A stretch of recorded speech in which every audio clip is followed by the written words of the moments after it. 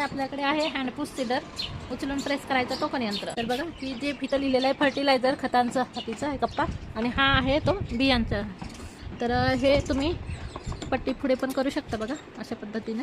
हे तुम्ही अंतर तुमचं मोजण्यासाठी वापरू शकता, नसेल तर गरज नाही याची. पण हे थोडंसं इकडं प्रेस करायचं आणि मग असं वरती करायचं. तर ही इकडची पट्टी आपण इथं टाकलेली आहे. तुम्हाला जर एक बी सिंगल पाहिजे असेल तर तुम्ही पट्टीची ॲडजस्टमेंट करू शकता. फर्टिलायझर आहे हे हा स्क्रू काढून तुम्ही जेवढं हे बाहेर ओढाल आणि परत स्क्रू आवळाल तर तेवढं खत पण कमी जास्त पडू शकणार आहे.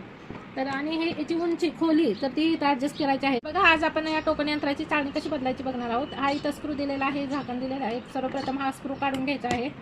अशा पद्धतीनं स्क्रू काढून घेतलेला आहे.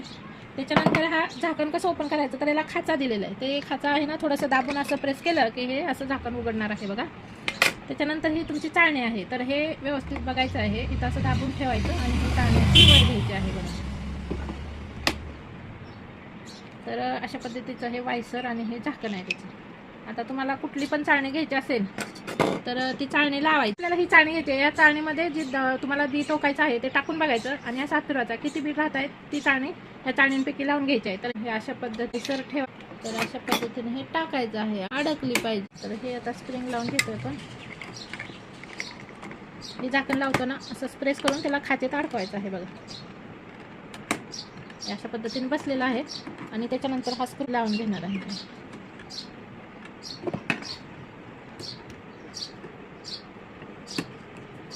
तर ही तुमची अशी एकदम सोपी पद्धत आहे चाळणी बदलायची.